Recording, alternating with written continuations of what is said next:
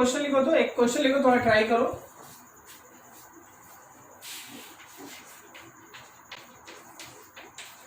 If work is equals to 20 joule,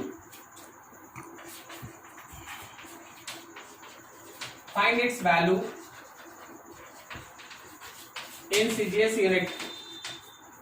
आप CGS unit में इसका वैल्यू निकालें। वैसे हम आपका थोड़ा हेल्प कर दें कि जहां जूल लिखा है वो जूल कुछ और नहीं है, वो है केजी मीटर स्क्वायर पर सेकंड स्क्वायर। तो जूल के जगह पे आप केजी मीटर स्क्वायर पर सेकंड स्क्वायर भी लिख सकते हैं। चलिए तो ट्राई कीजिए, फटाफट बनाइए। 10 to the power 5 नहीं, 10 to the power 7 I think. आप शायद ये स्क्वायर मिस कर गए हैं। Yes sir 7। चलो जी सबको लगो फटाफट।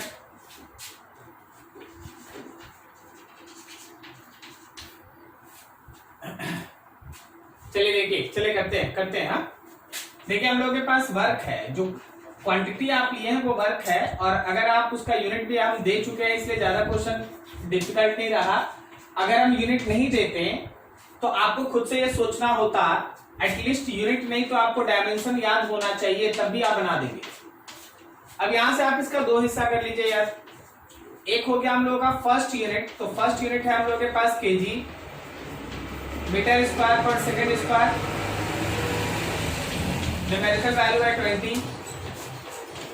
दूसरा हिस्सा में गौर करो, U2 इज इक्वल्स टू हम लोग को सीजीएस में चाहिए, तो केजी के जगह पे ग्राम, मीटर के जगह पे सेंटीमीटर, और सेकंड तो सेकंड है, ठीक है। और यहाँ फिर से हम लोगों के पास न्यूमेरिकल वैल्यू N2 हम लोगों को निकालना है यार। हम लोग लास्ट टाइम ऐसा पढ़ के कहते हैं कि अगर हम लोगों को N2 निकालना है तो N1 U1 बाई U2, यही ना सीखे थे हम लोग लास्ट टाइम। तो N1 के जगह पे 20 हो गया, U1 के जगह पे हो गया केजी मीटर स्क्वायर पर सेकंड स्क्वायर, और U2 के जगह पे हो गया ग्राम। कोई कुछ बोल रहा है स्टूडेंट, बोले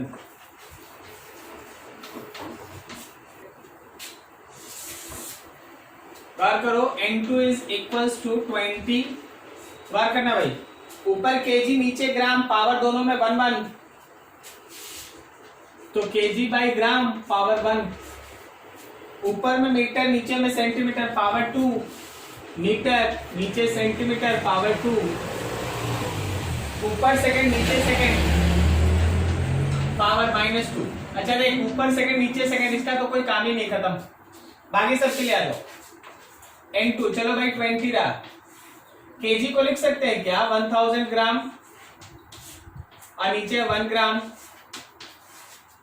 मीटर को लिख सकते हैं 100 सेंटीमीटर, और नीचे 1 सेंटीमीटर एंड पावर 2, बाकी तो यहाँ 1 है। तो देखो जी, ग्राम से ग्राम और centimetre centimetre cancel, so N2 will be equals to 20। यहाँ तो 1000 है, और यहाँ कितना है, तो यहाँ पे 100 इंटू 100 स्क्वायर भाई। So N2 will be equals to 20 into 10 to the power 7, 20 into 10 to the power 7। क्या समझ में आया? क्या आपको समझ में आया? Yes sir. ठीक है, तो याद रखिएगा, ये इस तरह से है ना काम चलता है। अभी थोड़ा सा एक तो और चीज हम आपको इसमें ऐड करते हैं। जो आप यहाँ देख रहे हैं ना, यहाँ पे जरा गौर करना, हम वर्क के लिए लिख देते हैं,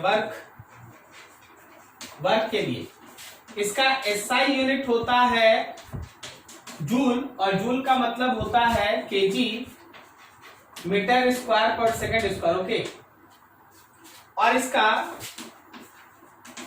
सीजीएस यूनिट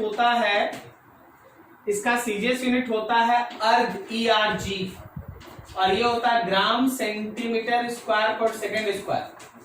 और आप अगर देखिएगा तो 20 joule 20 into 10 to the power 7 erg के बराबर। इसका मतलब है कि 1 जूल हमेशा 10 टू द पावर 7 अर्ग के बराबर होता है। ये सब रिलेशन याद रखना, काम आएगा। 1 जूल हमेशा 10 टू द पावर 7 अर्ग के बराबर होता है।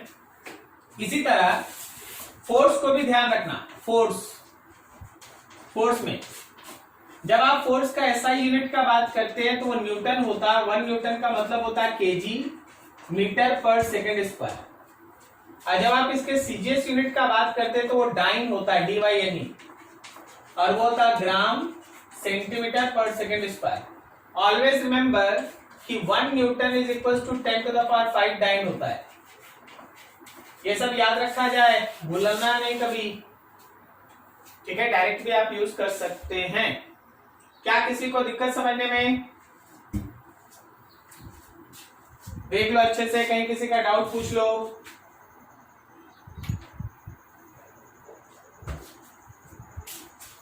ठीक है जी। 10 to the power 7. 10 to the power 7 and 1 Newton is equals to how many times? 10 to the power 5. 10 to the power 5. Always remember this, huh? Directly we can use that. Now your next question is, let any new unit known as star unit, कोई एक hypothetical unit बनाया गया star unit.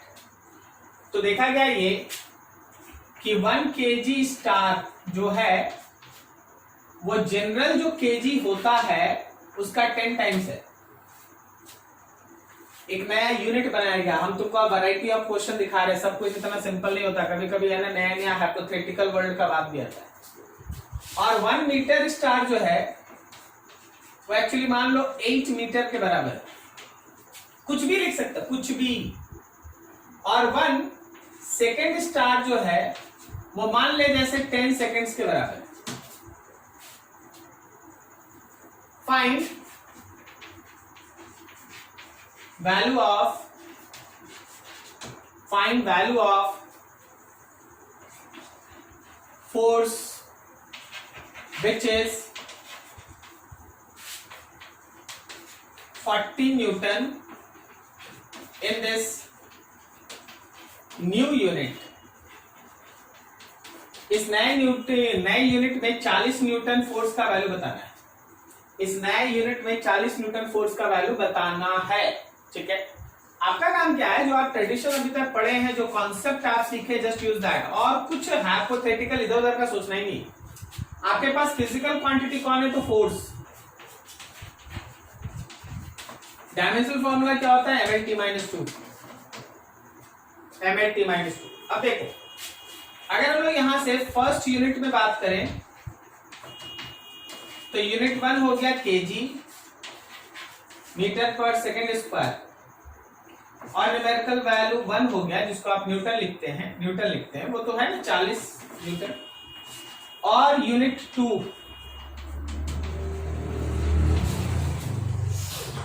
2 में क्या होगा देखना जरा।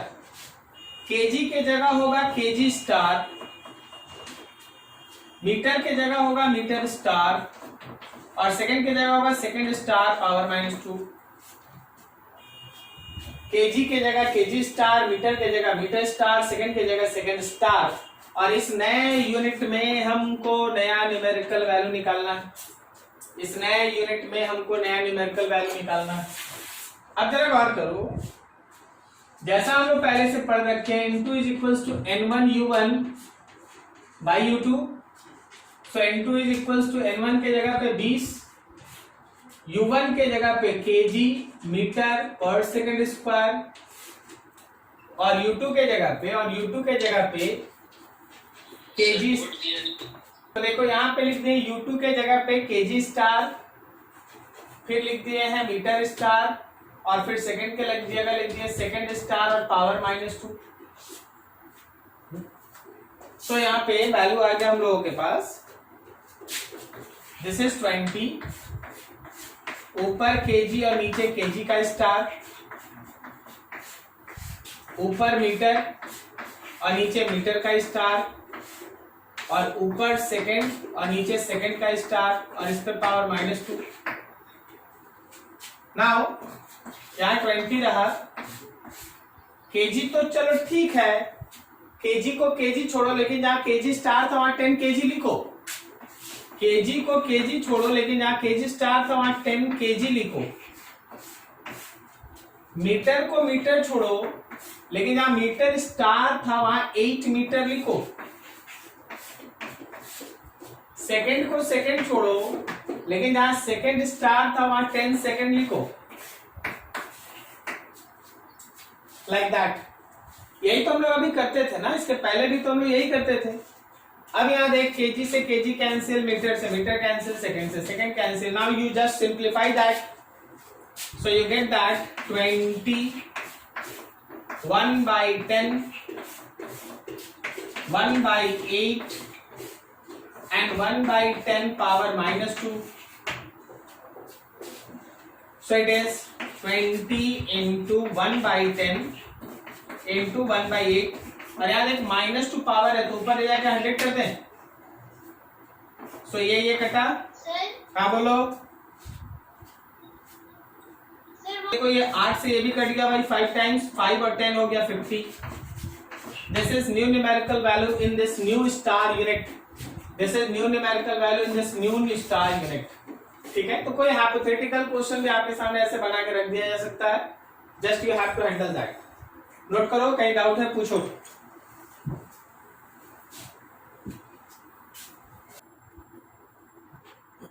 चलो, आज हम लोग एनआईसी डायमेंशनल एनालिसिस का थर्ड एप्लीकेशन देखेंगे, और इसका थर्ड एप्लीकेशन है by using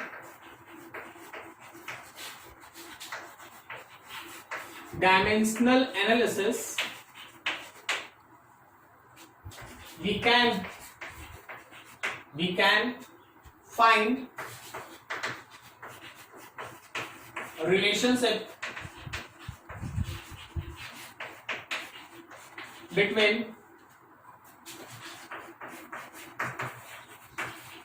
different physical quantities. अलग अलग तरह के फिजिकल क्वांटिटीज के बीच रिलेशनशिप डिराइव करने में आपको डायमेंशनल एनालिसिस मदद करता है। होता क्या है, आपके पास कोई एक फिजिकल क्वांटिटी होता है जो 2 या 2 से अधिक अलग अलग तरह के फिजिकल क्वांटिटी पे डिपेंड करे। जैसे आप सिंपल देखिए ना, आप लिखते हैं क्या आप लिखते हैं kinetic energy is equals to ½ mv²। अब आप अगर गौर कीजिएगा तो काइनेटिक एनर्जी यहां पे मास पे डिपेंड किया है, और यही काइनेटिक एनर्जी यहां पे वेलोसिटी पे भी डिपेंड किया है। क्या समझ में आया? काइनेटिक एनर्जी मास पे डिपेंडेंट है, काइनेटिक एनर्जी वेलोसिटी पे डिपेंडेंट है, मास पे है, वेलोसिटी पे। लेकिन बिकॉज आप काइनेटिक एनर्जी को जानते हैं तो आप सीधा बोल देते हैं ½ mv²। और m पे पावर 1 होता है, v पे पावर 2 होता है। करेक्ट? क्या समझ में आ रहा बात? क्या सबको समझ में आ रहा हम क्या बोल रहे हैं?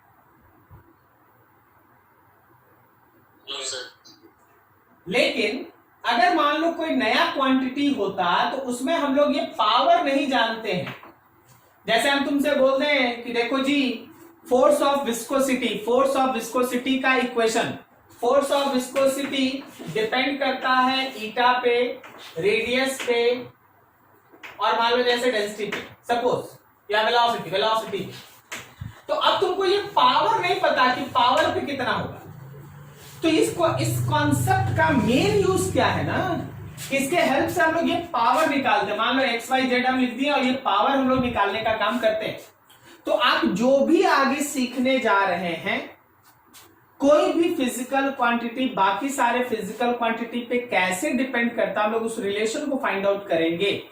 हम लोग इस कॉन्सेप्ट में ये कांस्टेंट नहीं निकाल सकते। यहां जो देख रहे हो ना, ½ 1/2, हम लोग इस कॉन्सेप्ट में ये कांस्टेंट का वैल्यू नहीं निकाल पाएंगे, लेकिन हम लोग ये जरूर निकाल लेंगे कि कोई फिजिकल क्वांटिटी बाकी क्वांटिटीज पे कैसे डिपेंड करता है। कांस्टेंट को छोड़ दीजिए। Sir how we can use that? Now see that. समझो, बहुत सारा एग्जांपल होगा, सब धीरे धीरे क्लियर होगा। सपोज तुम्हारे पास काम ही स्टार्ट करते हैं क्वेश्चन से, force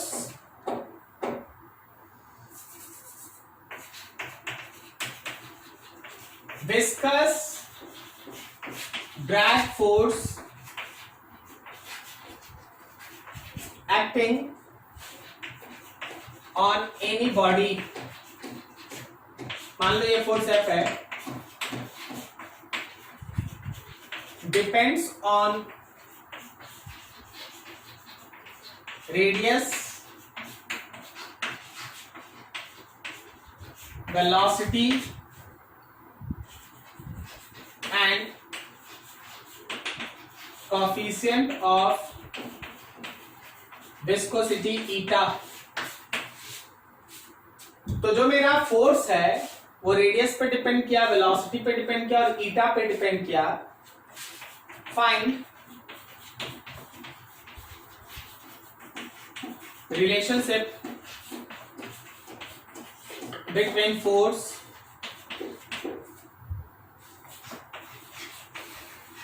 velocity radius and coefficient of viscosity। चलिए भाई ये क्वेश्चन है। सबसे पहले तो हम ये चाहेंगे कि आप क्वेश्चन अच्छे से पढ़ें और आप है ना चीज को एनालाइज करें, समझने का कोशिश करें। बताओ जरा क्वेश्चन पढ़ के कौन सा फिजिकल क्वांटिटी है और किस किस पे डिपेंड कर रहा है।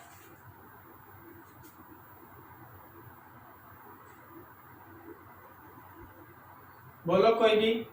अनिमेश बोलो जी। Yes sir. कौन सा फिजिकल क्वांटिटी है जो बाकी सब पे डिपेंड कर रहा है? फोर्स। फोर्स है। किस किस पे डिपेंड कर रहा है? सर रेडियस, हाँ, वेलोसिटी, हाँ, और कोएफिशिएंट ऑफ विस्कोसिटी। हाँ, बस यही दो चीज आपको एनालाइज करके पिक करना है। तो अब देखिए इसका सॉल्यूशन, इसका आंसर हम लोग कैसे निकालते हैं। एकदम स्टेप्स ध्यान रखना, बाकी सब क्वेश्चन इसी से बने। फोर्स डिपेंड्स ऑन, डिपेंड के लिए proportional, force depends on radius, velocity and eta. अब देख हम लोग का काम क्या है कि पावर में खुद से कुछ मान लेंगे, X Y Z, X Y Z. और ध्यान रखिएगा आपका टारगेट होता है यही एक्स वाई जेड निकालना, आपका टारगेट होता है एक्स वाई जेड निकालना। अब उसके लिए 3-4 स्टेप्स है, ध्यान से। सबसे पहले तो देख लिए कि फोर्स किस किस पे डिपेंड किया, पावर खुद से लिख दिए। अब प्रोपोर्शनैलिटी हटता है, यहां एक कांस्टेंट आता है के लिख दिए, आर पे पावर एक्स, बी पे पावर वाई और ईटा पे पावर जेड। याद रखना ये के जो है वो डायमेंशनलेस कांस्टेंट होता है। के क्या है? तो ये डायमेंशनलेस कांस्टेंट है, उसका डायमेंशन हम लोगों को 1 लेके चलना है। डायमेंशनलेस कांस्टेंट 1 लेके चलना, 1 मतलब नंबर खत्म। तो अब आप लिखे हैं फोर्स इज इक्वल टू के, रेडियस पे पावर एक्स, वेलोसिटी पे पावर वाई और ईटा पे power Z.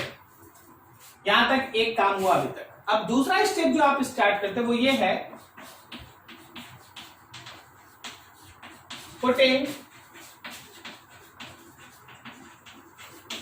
Dimension of each term, her term का डायमेंशन पुट करना।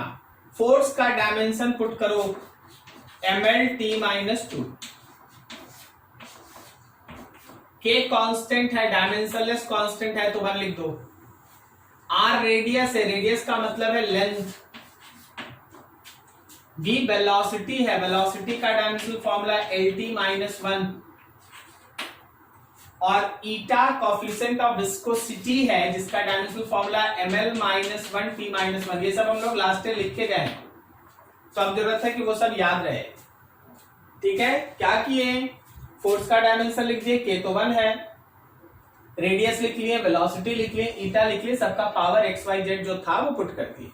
अभी देखो ml_t-2 लेफ्ट में, तो राइट में जरा देखना, यहाँ L पे पावर x है, फिर यहाँ L पे पावर y है, T पे पावर -y है, M पे पावर z है, L पे पावर -z है और T पे पावर -z है।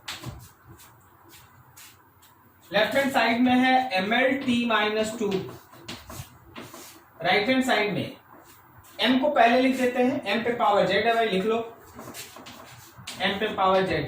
अब देखो L पे पावर x, L पे पावर y और L पे पावर माइनस z, तो L पे power x plus y minus z, L पे पावर x, L पे पावर y और L पे पावर माइनस z। तो आप पढ़े होंगे कि अगर बेस सेम रहता है ना तो पावर ऐड हो जाता है। क्या सीखे? सही है? Yes sir. अब बता t टाइम, t पे पावर माइनस y और माइनस z, तो लिखते हैं minus y and minus z। क्या ठीक है जी? अब अगला काम है equating power of same base, equating power of same base. Left hand side में है m पे पावर 1 और राइट हैंड साइड में है m पे पावर z, m पे पावर z। तो क्या तुमको बेस सेम है तो पावर भी सेम होगा? z1 आया। देखो अब हम लोग का टारगेट ही था x y z निकालना, तो z1 आ गया। अब दूसरा यूज करो, दूसरा देखो L पे पावर 1 है और L पे power x plus y minus z है। L पे पावर 1 है और L पे power x plus y minus z है। तो 1 is equal to x plus y minus z। z आपका 1 आ चुका है, तो x प्लस y माइनस 1 की ये माइनस 1 इधर आ गया। So 2 is equal to x plus y। रहने दो, अभी आंसर नहीं आया यार, रहने दो अभी थोड़ा देर। अब तीसरे पे जाओ, तीसरा मतलब t लो। t पे पावर माइनस 2 है, t पे power minus y minus z है। t पे पावर माइनस 2 है, t पे power minus y minus z है। तो क्या लिखते हैं? Minus 2 is equal to minus y minus z, सब minus cancel, so 2 is equal to y plus z। z तो आपका 1 था ना, तो जब आप 2 is equal to y plus 1 put कीजिएगा तो y का वैल्यू 1 आया। y1 z1, चलो जी यहां पुट कर लो। क्या देखता है? बिकॉज आपका y 1 है तो क्या x भी 1 आएगा? Yes sir. तीनों पावर आ गया। एक बार याद रखना, तीनों पावर आ गया, आपका आंसर आ गया। सो यहां ये वाला जो नीचे लाइन लिख रहे हैं सबसे लास्ट में आप नोट करेंगे, उधर जगह नहीं, इधर लिख रहे हैं। सो फोर्स आप लिखेंगे k। देखो रेडियस पे पावर x, बोलो x कितना? 1। वेलोसिटी पे पावर y कितना? 1। और ईटा पे पावर z कितना? 1। सो फोर्स का इक्वेशन हो गया k eta r v। This is your answer. Power निकालना होता है, पावर हमेशा 1 ही नहीं आता है। अभी आ गया, बात अलग है। अगर हम लोग काइनेटिक एनर्जी को दिखाते तो हम लिखते हैं काइनेटिक एनर्जी प्रोपोर्शनल m पे पावर x v पे पावर y, और जब हम सॉल्व करते हैं तो मेरा x1 आता है, m पे पावर 1 आता और v पे पावर y 2 आता है। तो kinetic energy is equals to half mv square. Half के जगह पे k रहता। थोड़ा यहां तक नोट करो, फिर और आगे बढ़ते। एक एक लाइन समझना, एक एक लाइन समझना।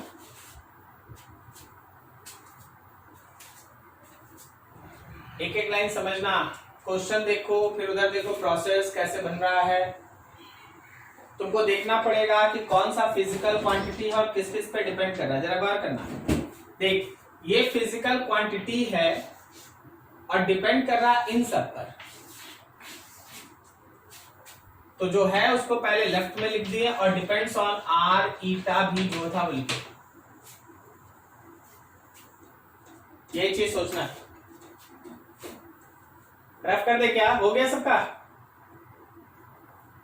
चलो देखो नेक्स्ट क्वेश्चन।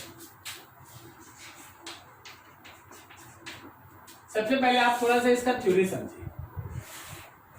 मान लीजिए ये एक सिंपल पेंडुलम है, ये एक सिंपल पेंडुलम है। इस पेंडुलम का लेंथ है L। जब आप इसको इस पोजीशन से ऑसिलेट करने के लिए छोड़िएगा तो वो आगे पीछे इसी पॉइंट के आगे पीछे मूव करता रहेगा। उसके मोशन का जो टाइम पीरियड है, time period of simple pendulum,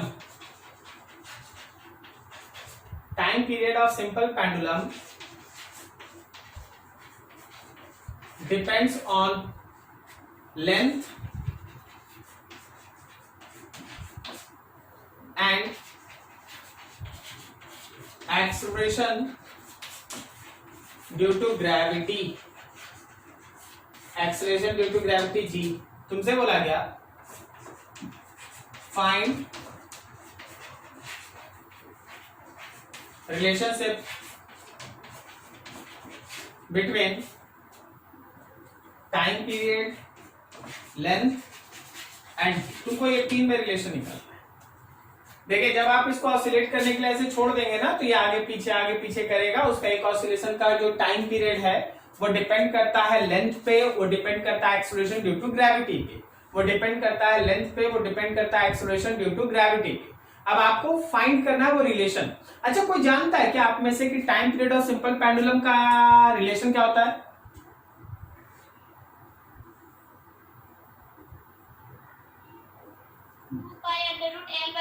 very good, 2 pi under root L by G. Very good. 2 pi तो इसमें नहीं आएगा, उसके जगह के आएगा।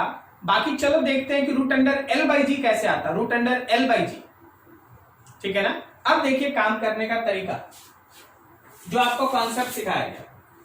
अभी अगर जो हम लोग कॉन्सेप्ट सीखे थे उसमें टी प्रोपोर्शनल एल लिखेंगे और जी लिखेंगे, और फिर एल पे एक पावर लेंगे एक्स और जी पे पावर लेंगे वाई।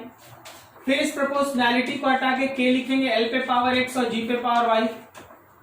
उसके बाद हम लोग सीखे थे पुटिंग डायमेंशन ऑफ इस term, putting dimension of each term, her term का डायमेंशन पुट करेंगे, ठीक है। अब टाइम टी तो टाइम है, टी तो टाइम है, तो उसमें कुछ सोचना ही नहीं है। टी है टाइम, टाइम का टी लिख दिए। के है डायमेंशनलेस कांस्टेंट, एल है लेंथ, लेंथ पे पावर एक्स, और जी है एक्सेलरेशन, जी है acceleration due to gravity, L T minus 2 power Y. So T will be equals to L पे पावर एक्स, एल पे पावर वाई और T पे power minus 2 Y. So T will be equals to L पे power X plus Y और T पे power minus 2 Y. L पे power X plus Y और T पे पावर माइनस 2 वाई। अब देखो स्टूडेंट डाउट में, ठीक है, कि सर यहां पे लेफ्ट हैंड साइड में तो एल है नहीं, तो अगर एल है नहीं तो एल 0 लिख लो, और टी पे पावर 1 है, एल पे पावर एक्स प्लस वाई और टी पे power minus 2 Y. Now equating power of same base के पावर को इक्वेट करते हैं। तो जरा गौर करना, लेंथ पे पावर 0 है, लेंथ पे पावर x प्लस वाई है, तो लेंथ पे पावर 0 और लेंथ पे पावर x प्लस वाई, तो दोनों मिला 0 is equal to X plus Y या फिर x is equal to minus Y. दूसरा क्या है, t पे पावर 1 है और t पे पावर माइनस 2 वाई है, t पे पावर 1 है और t पे पावर माइनस 2 वाई है, तो हम लिख सकते हैं 1 is equal to minus 2 Y या फिर y is equal to minus 1/2, y equal to minus 1/2। चल भाई y का वैल्यू यहाँ पुट कर दे। जैसे ही आप y यहाँ पुट कीजिएगा x आ जाएगा प्लस 1/2, तो x आ गया प्लस 1/2, y आ गया माइनस 1/2। चलिए ये दोनों वैल्यू उठा के यहाँ रखिए। So time period t is equal to K, l पे पावर x और g पे पावर y। l पे पावर x मतलब प्लस 1/2, g पे पावर y मतलब माइनस 1/2। आप इसी को थोड़ा सॉल्व करें, देन के l पे पावर 1/2 और g को नीचे भेज दो, माइनस है ना, g पे पावर 1/2। क्या 1/2 को हटा के रूट लिख सकते हैं? This is the relation.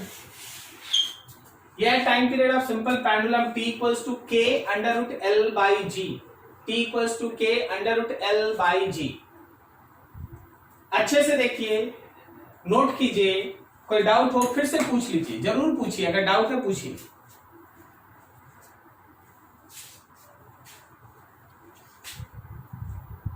Question ऐसा है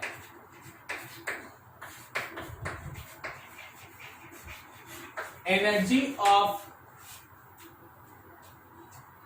एनी बॉडी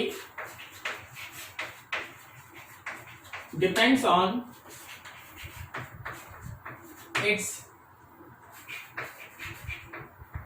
वॉल्यूम, मान लो V, कॉमा डेंसिटी मान लो रो, एंड वेलोसिटी मान लो स्मॉल b, थोड़ा कैपिटल B वॉल्यूम है, स्मॉल b वेलोसिटी है। Find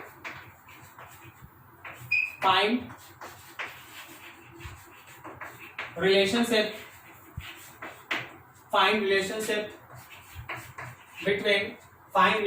between energy, volume, density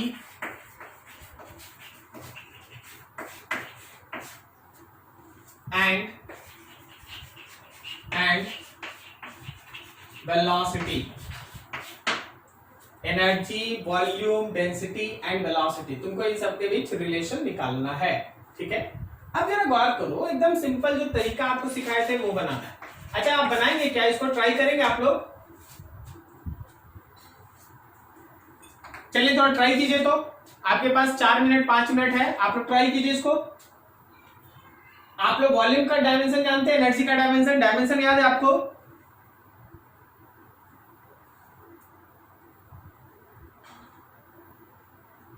चलो नोट करो, बनाओ खुद से ट्राई करो, हमको आंसर बताओ, बनाओ।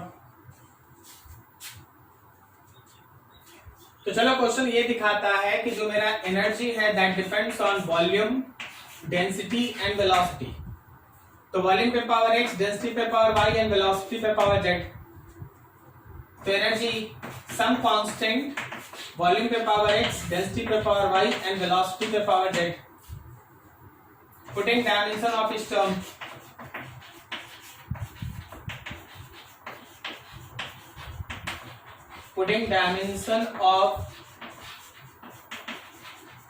term, हर टर्म का dimension. Energy mL/t-2, constant volume L3,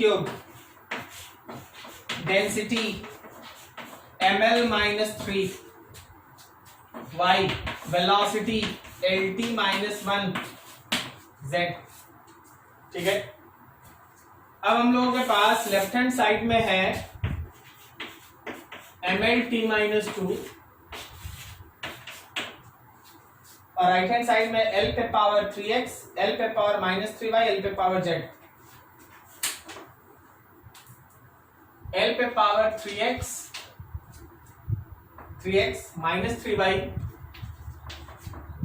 और प्लस z, ये L है। m पे पावर देखो, m पे पावर y है, m पे पावर y, और t पे पावर देखो, t पे पावर केवल -z है। अब आपका सर, हाँ बोलो। लेफ्ट हैंड साइड में L² होगा। ओ हाँ ठीक है, यहाँ पे हम लोगों का वो एनर्जी है ना mL², सही, L² होगा, सही। Equating power of same base, equating power of same base, दोनों तरफ जिसका बेस सेम है उसके पावर को इक्वेट करो। तो m पे पावर 1 और राइट हैंड साइड में m पे power y, so y is equals to 1, y का वैल्यू 1। t ले लो, t, अगला t से एक आंसर है -2, t पे पावर -z, सो -2 is equals to -z, z is equals to 2, z का value 2।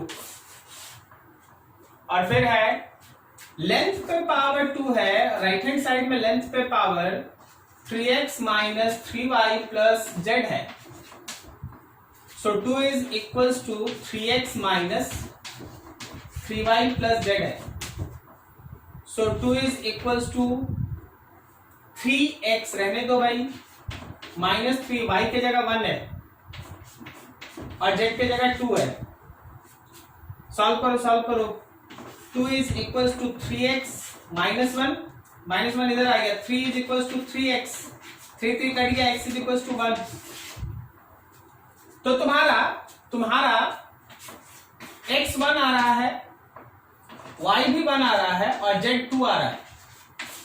So final your answer should be like that कि E is equals to some constant volume पे power 1, density पे power 1 और velocity पे power 2. This is your answer. Volume पे power 1, density पे power 1 and velocity पे power 2, ये तुम्हारा आंसर। ठीक है, तो ऐसे हम लोग है ना नया नया बनाएंगे। किन किन का सही हुआ जी, अपना अपना नाम बताइए थोड़ा। अनिमेश और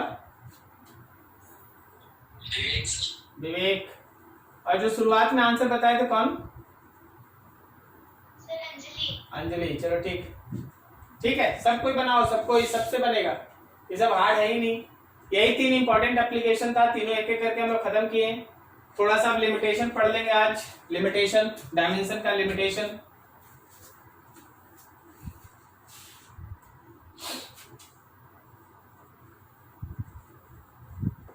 ये तो था डायमेंशन का एडवांटेज कि हम लोग इससे क्या क्या एडवांटेज निकालते हैं।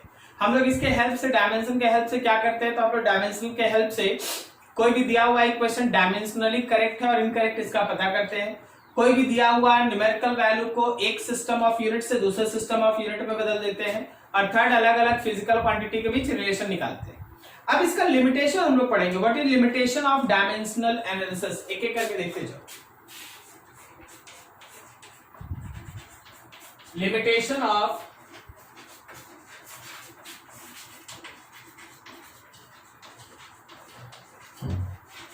Dimensional analysis, limitation of dimensional analysis, dimensional analysis का लिमिटेशन। देखो सबसे पहला और इंपॉर्टेंट चीज, any dimensionally correct equation, any dimensionally correct equation may or may not be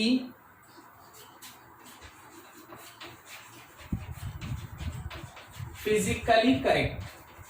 line का मतलब समझो अच्छे से।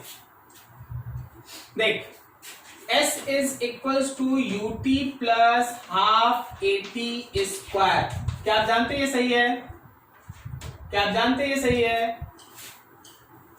Yes sir. इसमें हम लोग ये भी सीखे थे कि जो S का डायमेंशन आएगा वही ut का डायमेंशन आएगा और वही at स्क्वायर का भी डायमेंशन आएगा, और सब कितना आता था? L आता था। इस वजह से आप इसको डायमेंशनली करेक्ट कहते थे। इस वजह से आप इसको डायमेंशनली करेक्ट कहते थे, और ये फिजिकली भी करेक्ट है। आप जानते हैं, पहले से आप जानते हैं कि ये फिजिकली भी करेक्ट है। लेकिन जरा इसके बारे में सोच के बताना। अगर हम लिखते हैं s is equals to ut plus half की जगह 1/3 at स्क्वायर, या कुछ भी यहां लिख दे, नंबर के जगह 1/2 के जगह 1/2 के जगह, जो 1/2 इज द करेक्ट आंसर ना, 1/2 के जगह कुछ भी लिख दो, 6, 5, 10, पाई, 20, कुछ भी लिख दो। अब सोचो फिर से, क्या फिर से s का डायमेंशन ut का डायमेंशन और at स्क्वायर का डायमेंशन सेम होगा? सब तो l ही होगा ना। Yes sir. मतलब अभी भी दिया हुआ जो इक्वेशन है, भले उसमें 1/3 है, लेकिन ये डायमेंशनली करेक्ट आ रहा है। क्या बोलता है? ये डायमेंशनली करेक्ट है, लेकिन क्या ये फिजिकली करेक्ट है? No sir. नो, 1/3 नहीं होता, एक्चुअली 1/2 होता है। Physically it is incorrect, physically incorrect. तो बस इस लाइन को ध्यान से समझना। आप डायमेंशन में डायमेंशनल करेक्ट इक्वेशन निकालते हैं, वो फिजिकली करेक्ट भी हो सकता है, वो फिजिकली इनकरेक्ट भी हो सकता है। क्या आप समझ पा रहे हैं? Yes, sir. ठीक है, Yes, sir. तो ध्यान रखना इस चीज को ऐसे कि अभी देख, अभी एक और एग्जांपल है, उसको भी हम बता दें। मान लो जैसे हमको पता है कि फोर्स का एक्चुअल इक्वेशन होता है 6 पाई ईटा आर भी, ठीक है। अब यहां पे जो डायमेंशन फोर्स का आएगा वही डायमेंशन ईटा आर भी का आएगा, और हम तुमको बता रहे हैं कि ये डायमेंशनली भी करेक्ट है, ये डायमेंशनली भी करेक्ट है, एंड ये फिजिकली भी करेक्ट है। ये डायमेंशनली भी करेक्ट है, फिजिकली, बट अगर हम f के साथ लिख देते 10 पाई ईटा आर भी, देन रिमेंबर दैट कि जो डायमेंशन f का है वही डायमेंशन ईटा आर भी का भी है, तो अभी भी ये डायमेंशनली करेक्ट ही है, अभी भी ये डायमेंशनली करेक्ट है, बट फिजिकली कैसा है, फिजिकली इनकरेक्ट है, ठीक है। तो लाइन ये निकला ना कि डायमेंशनली करेक्ट इक्वेशन, जो डायमेंशनली करेक्ट होगा इक्वेशन, वो फिजिकली करेक्ट भी हो सकता है, फिजिकली इनकरेक्ट भी हो सकता है, इसलिए वर्ड है मे और मे नॉट बी। तो ये डायमेंशन का एक लिमिटेशन है। अच्छा, हम इसका रिवर्स बोलते हैं, सोचना। अगर कोई इक्वेशन फिजिकली करेक्ट है तो सोच के बोलो डायमेंशनली करेक्ट होगा या इनकरेक्ट होगा? Correct होगा. बिल्कुल करेक्ट होगा। देख लाइन समझ, डायमेंशनली करेक्ट है तो फिजिकली मे और may not be correct, but remember that if any equation is physically correct, it must be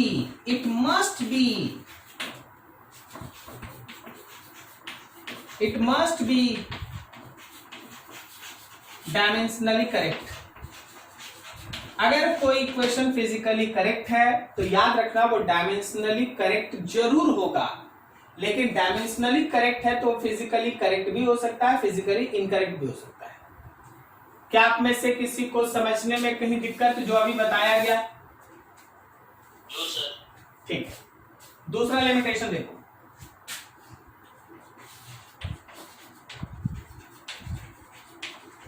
dimensional analysis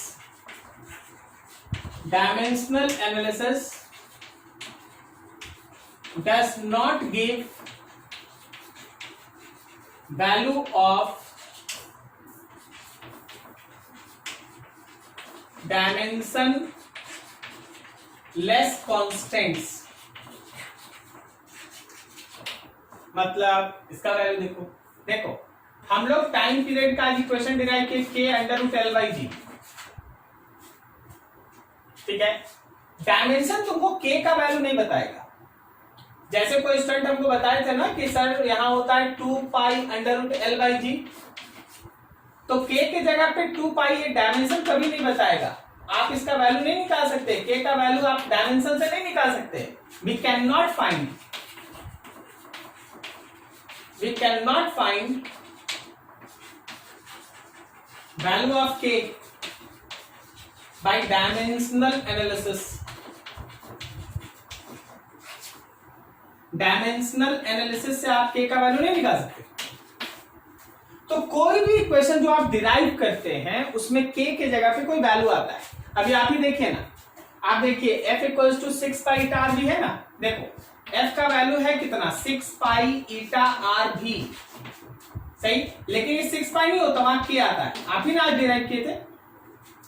actual value कितना होता है तो 6 पाई ईटा आर भी। तो आप इस k को डायमेंशनली नहीं निकाल सकते, नॉट फाउंड, आप उसका वैल्यू नहीं निकाल सकते। तो डायमेंशन का लिमिटेशन दो तुम्हारे सामने है। Dimensionally correct equation physically correct और इनकरेक्ट कुछ भी हो सकता है, और डायमेंशन से आप जो डायमेंशनलेस कांस्टेंट होता है उसका वैल्यू नहीं निकाल सकते हैं, ठीक है। नोट करो दोनों, फिर और आगे बढ़ते हैं। चलने दो, third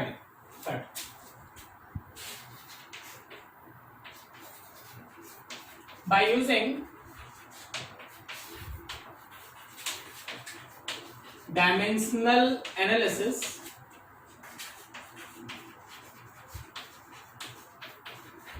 we cannot derive those relations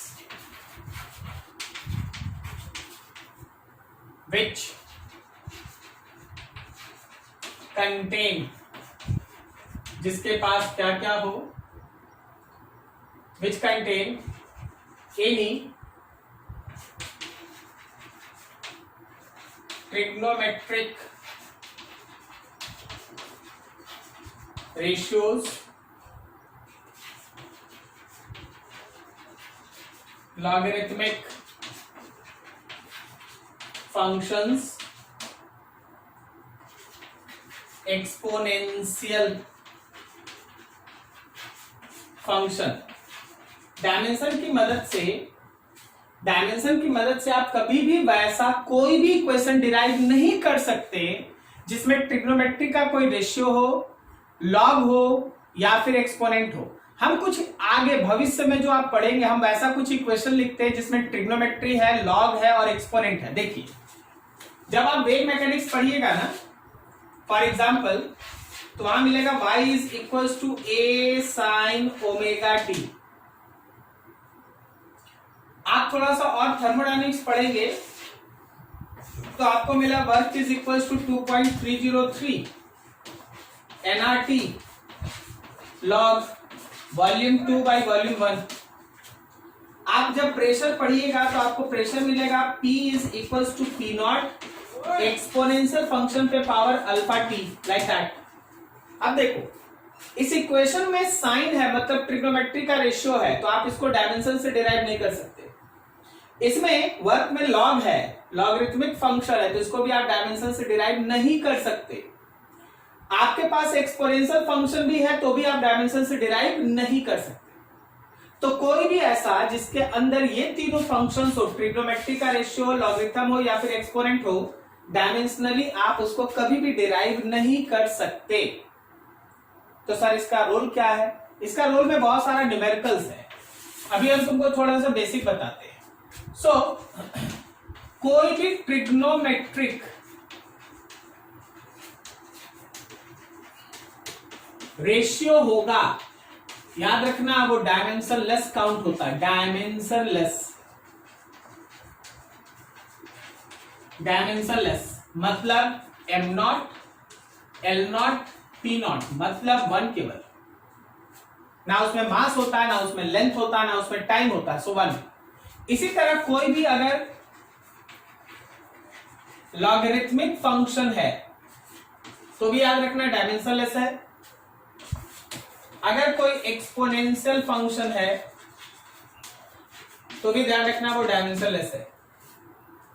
ठीक है, अब चलिए थोड़ा सा हम इस पे एक छोटा सा न्यूमेरिकल बना दे, बाकी अगले दिन देखेंगे, अभी आप समझिएगा। जैसे मान लीजिए हम आपके सामने एक एग्जांपल रखते हैं, तुमसे बोला गया let y is equal to a sine omega t if y is displacement. y क्या है भाई? तो डिस्प्लेसमेंट है, and t is time. y displacement है, t टाइम है। फाइंड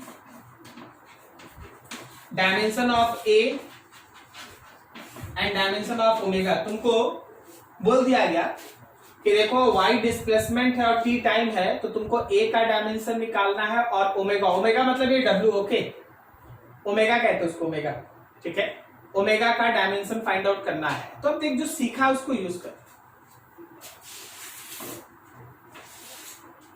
हमारे पास है y is equal to a sine omega T. तो एक बात तय है कि जो डायमेंशन मेरे y का होगा वही dimension a sine omega T का होगा। जो डायमेंशन y का होगा वही डायमेंशन पूरा LHS का डायमेंशन और RHS का डायमेंशन सेम तो होगा ना। वो हम लोग प्रिंसिपल ऑफ होमोजेनिटी सब में पढ़ रखे हैं। LHS का डायमेंशन और RHS मतलब पूरा का डायमेंशन सेम होगा। अब क्वेश्चन ये भी तुमको बता रहा, कॉन्सेप्ट हम लोग सीखे हैं कि ये वाला टर्म डायमेंशन लेस है। क्या समझ में आ रहा है? थोड़ा यस नो बोलते चलना, थोड़ा डिफिकल्ट है। Yes sir. ये साइन वाला ट्रिग्नोमेट्रिक फंक्शन है, ये 1 होगा तो बच गया a और y। इसका मतलब ये है कि y का जो डायमेंशन है a का भी डायमेंशन वही होगा। अब y क्या था तो y एक डिस्प्लेसमेंट है, तो क्या हम लोग इसको लिख दें कि लेंथ होगा इसका डायमेंशनल फॉर्मूला। ये आ गया a। अब चलो ओमेगा का वाली, ओमेगा के लिए ध्यान से देखना, बिकॉज हम लोग अभी पढ़ रहे हैं कि sign omega T dimension less होता है। साइन वाला पूरा टर्म, साइन एक ट्रिग्नोमेट्रिक फंक्शन है तो वो पूरा का पूरा टर्म डायमेंशन लेस होता है। तो ये तभी पॉसिबल है, दिस इज पॉसिबल, ये तभी पॉसिबल है जब इफ ये अंदर वाला टर्म जो है ओमेगा इंटू टी ये डायमेंशन लेस हो। अब देख, अगर यहां पे डायमेंशन लेस है तो पूरा साइन टर्म डायमेंशन लेस हो जाएगा। क्या समझ में आई ये लाइन? फिर से हाँ बता, साइन पूरा का पूरा साइन फंक्शन डायमेंशन लेस होगा। ये तभी होगा जब उसका फंक्शन मतलब ये ओमेगा टी डायमेंशन लेस हो। तो जैसे ही आप ओमेगा टी को डायमेंशन लेस, देखो हम बोलते हैं डायमेंशन लेस, लिखते हैं 1। कारण क्या है कि डायमेंशन लेस जहां भी लिखेंगे हम लोग dimension less m0 L0 t होता है, सब पे 0 0 0 होने से 1 आएगा। तो ये तभी पॉसिबल है जब ये ओमेगा टी 1 के बराबर हो। इसका मतलब ओमेगा हो 1 बाई टाइम, 1 बाई टाइम मतलब t इनवर्स, 1 बाई टाइम मतलब t इनवर्स। ये टॉपिक अभी और भी समय लेगा। यहां तक जहां तक आपको अभी लिखा गया, इसमें किसी को कोई डाउट पूछ लीजिए।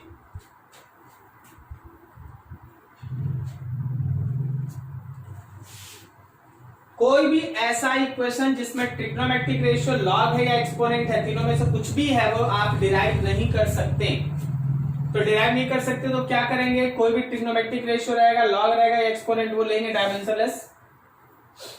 और डायमेंशनलेस लेंगे तो फिर न्यूमेरिकल कैसे होगा? This is the one of the example. ये तुम्हारे लिए एक एग्जांपल, ठीक है। अच्छे से देखो, स्क्रीनशॉट लो, कोई डाउट है पूछो।